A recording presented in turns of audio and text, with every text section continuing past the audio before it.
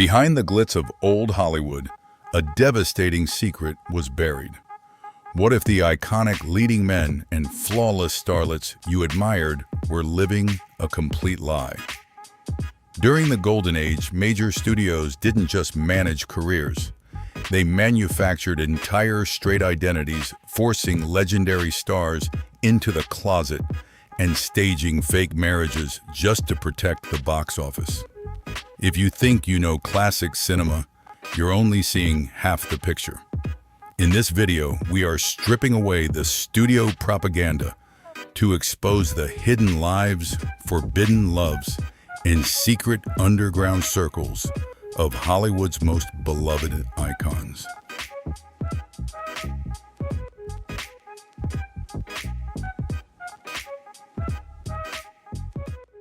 Rock Hudson was the ultimate blueprint of mid-century American manhood, tall, chiseled, and effortlessly charming.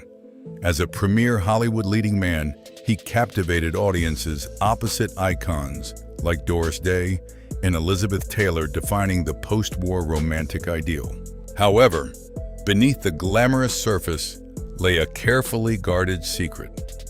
Universal Pictures executives, terrified of a career-ending scandal, forced Hudson into a 3-year lavender marriage with his agent's secretary to suppress the rumors about his sexuality. Throughout his career, Hudson lived a double life, maintaining private relationships with men while keeping the public entirely in the dark. That illusion shattered in 1984 when Hudson became the first major celebrity to disclose an AIDS diagnosis. This revelation deeply moved the older generation who had championed him, humanizing a devastating crisis that had previously been ignored. When he passed away in 1985, his death forced Hollywood and America to confront the reality of the epidemic. The man who spent decades symbolizing heterosexual romance ultimately became a powerful catalyst for LGBTQ+ visibility, permanently changing the cultural landscape he helped build.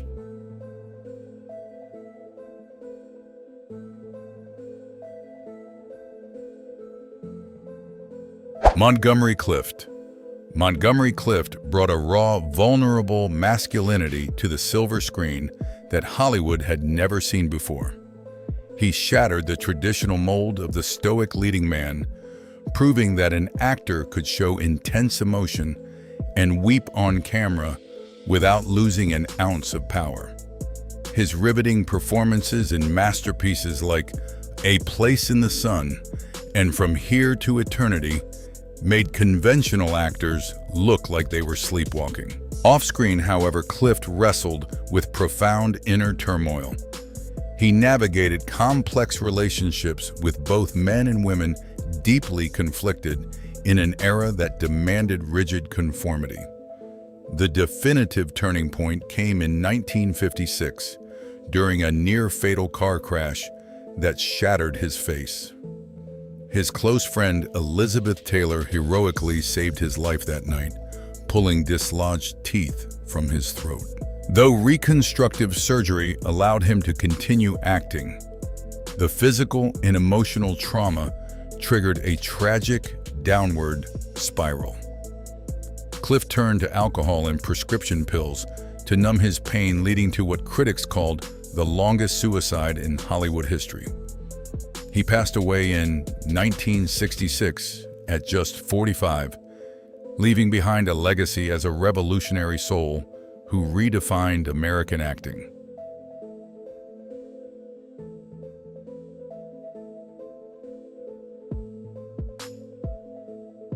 Liberace transformed pure flamboyance into a billion-dollar empire, daring anyone to question his dazzling excess.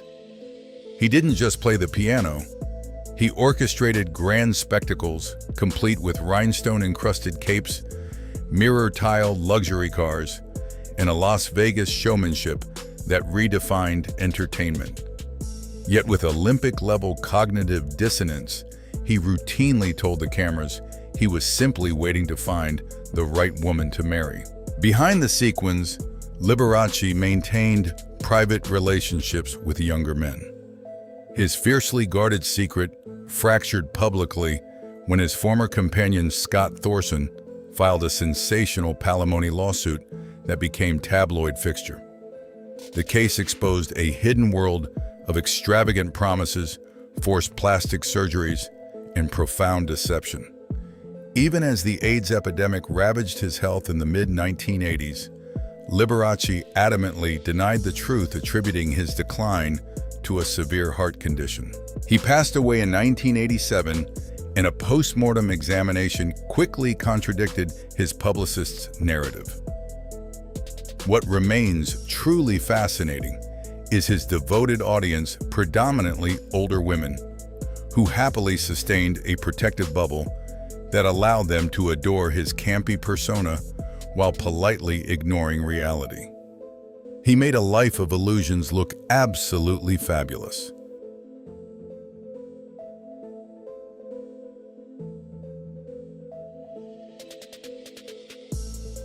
Cesar Romero.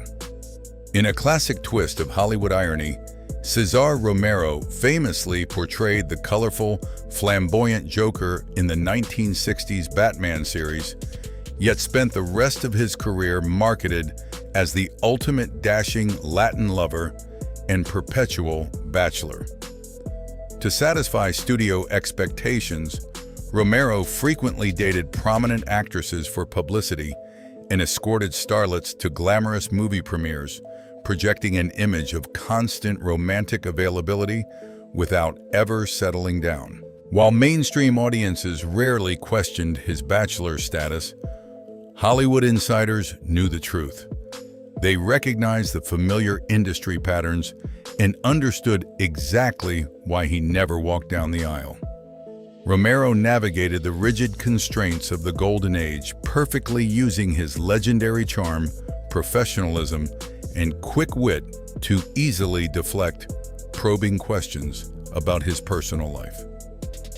When he passed away in 1994, standard media obituaries celebrated his 60-year career while politely sidestepping his private life, continuing the very narrative he had managed so masterfully. By keeping the public guessing for 86 years, Romero pulled off his own brilliant, lifelong power move.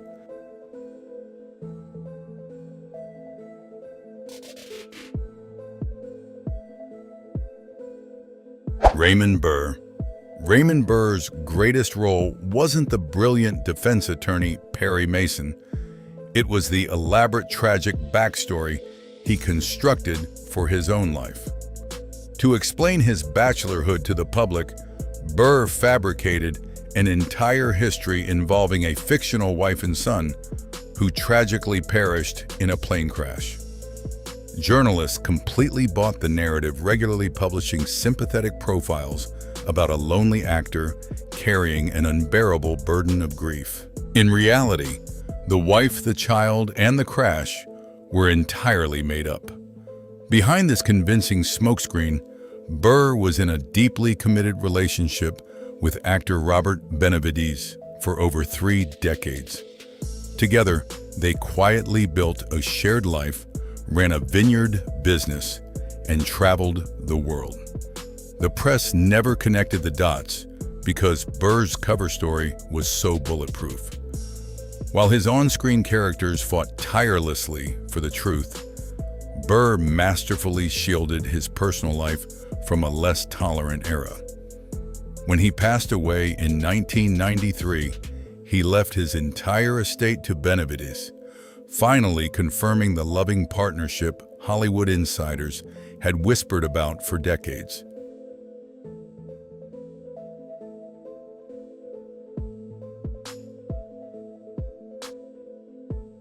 Paul Lynde.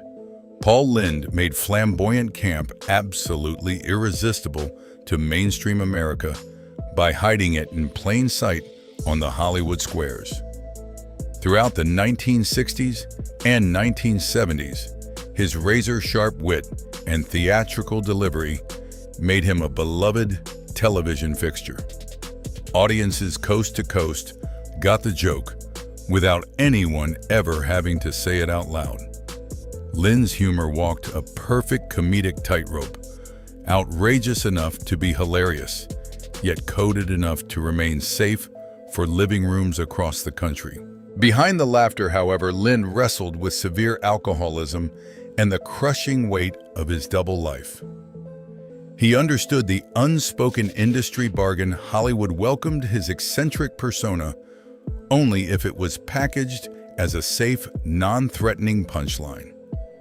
This restriction left him deeply lonely and isolated, craving genuine connection, but terrified that open honesty would destroy his career overnight. When he passed away from a heart attack in 1982, at age 55, colleagues mourned a brilliant comic mind while quietly acknowledging the personal frustration he had endured. He spent a lifetime making millions laugh while privately navigating a deeply isolating reality.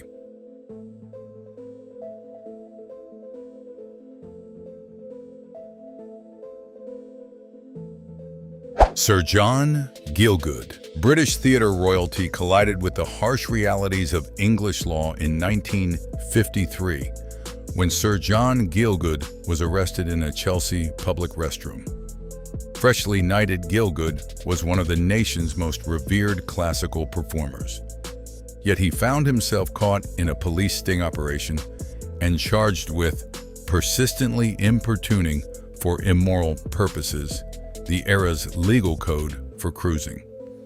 In the conservative climate of 1950s, Britain, a scandal of this magnitude should have decisively ended his career. When the story broke, a panicked Gielgud feared he would be booed off the stage. Instead, the public rallied behind him.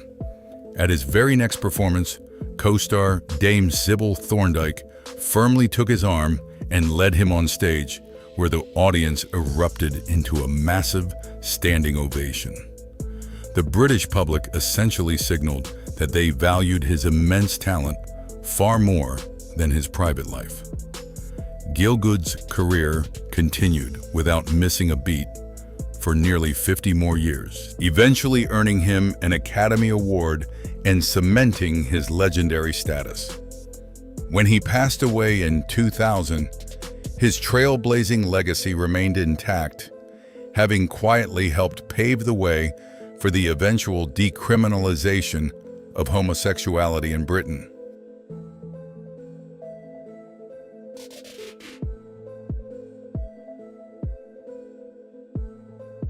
Rudolph Valentino. As the silent era's ultimate heartthrob, Rudolph Valentino sparked intense controversy simply by existing. His mesmerizing, magnetic on-screen sensuality made him a global phenomenon, but his private life generated far more gossip than his films. His relationships were notoriously turbulent. His first marriage to actress Jeanne Acker collapsed on their very first night when she famously locked him out of their hotel room. The rigid masculinity panic of the 1920s simply could not handle Valentino's refined, fluid style.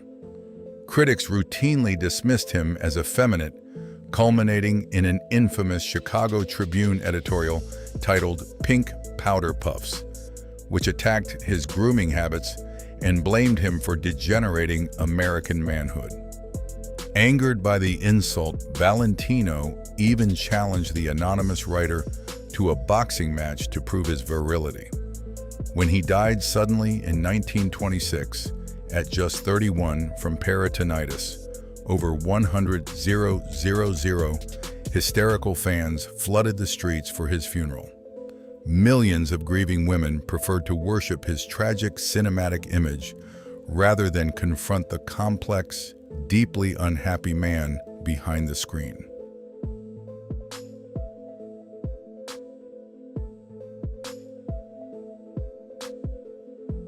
Thank you for watching. Don't forget to like, share, and subscribe to the channel so you don't miss any new videos. See you in the next one.